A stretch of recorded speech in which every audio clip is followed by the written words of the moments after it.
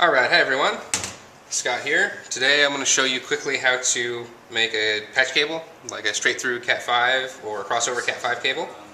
I have my little demonstration segment of cabling here. It's just basic Cat 5. You're going to need some tools. I have my crimper tool here, which also has a built-in wire stripper. You're probably going to want some wire cutters to trim off your excess wiring. And then your RJ45 module, you're going to need your tips.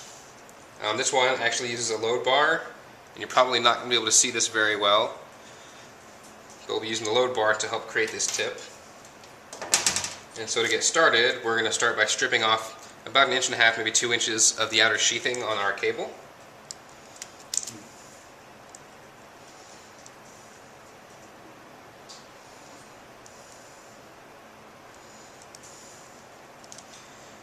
So we carefully strip away that sheathing. We want to make sure that we don't damage the cables inside at all, if at all possible. And then we want to take all these twisted pairs and we want to separate them and straighten them out. So we'll get that done here. And I like to do them kind of in order so that I can straighten them and get them in place as I'm working instead of having to come back and start placing things afterwards. So we'll get these out of the way and continue.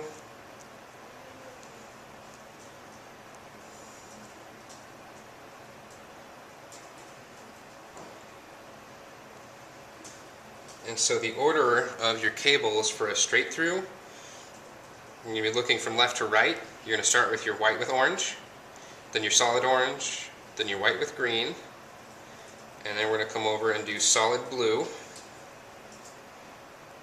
followed by our white with blue, and then our solid green,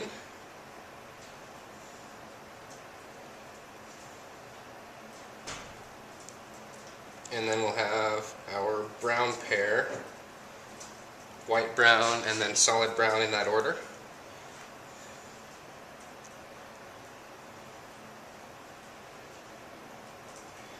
And for these tips, using a load bar, you want these to be as untwisted and straight as possible. It'll make using the load bar a lot easier. So go ahead and get everything in order, all the way out to the ends of the cable, each strand. And right here is where I'm going to go ahead and trim off some of my excess, and I'll trim a little bit more off once I have my load bar in place correctly.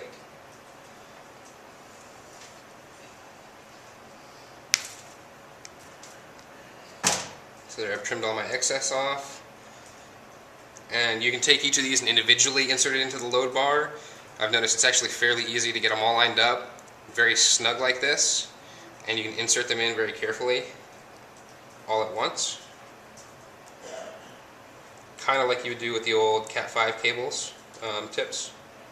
These load bars I've seen more commonly for Cat 6. So once we have all of our cables through our load bar, we want to double check our order. White, orange, orange, white with green, blue, white with blue, solid green, white with brown, solid brown. So I know my order is correct through my load bar. And I'm going to pull it all the way back towards the sheathing as far as I can. And then I need to measure the total length that I need by comparing it to my actual module tip. And I adjust my load bar to whatever length I need so I know exactly where to trim. And basically you want your sheathing to come up just above this clip. So basing it off of that, I adjust my load bar to give me the proper length, and then I trim off the excess there. And you want these to be as straight across as possible. So you want to be careful to hold your load bar steady while you're cutting the excess off. I have just a little bit more to trim. And then holding it orange to the left, you want your window side up, so your clip will be side down. And you insert it in and push it firmly up all the way so that your cables come up to the very top of the tip. Make sure everything looks good there and everything's coming all the way up. I don't have any that are too short.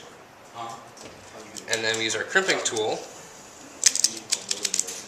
And you want to apply pressure, pushing that tip hard into the crimping tool as you crimp down on it to make sure everything gets a solid connection.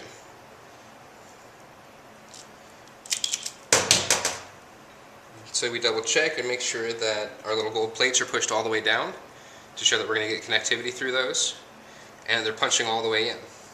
So if I was doing a straight through cable, I would do both tips exactly the same with that same pattern. White with orange, then white with green, solid blue, so on and so forth. For a crossover cable, we're going to switch our green and orange cabling. And I will go ahead and do that in another video to keep these as short as possible. So doing a straight through, both tips would be identical to that. And you can use little boots or protectors, covers, whatever you want to call them. You want to make sure you put those on before your modules. This one's short, so we can actually slide this on from this end. And pull it gently down over the tip itself to protect it and keep that tip from getting, or that clip from getting caught on anything that would break it. So that's all for this video. I'll show you in my next video how to use the other side to make your crossover cable.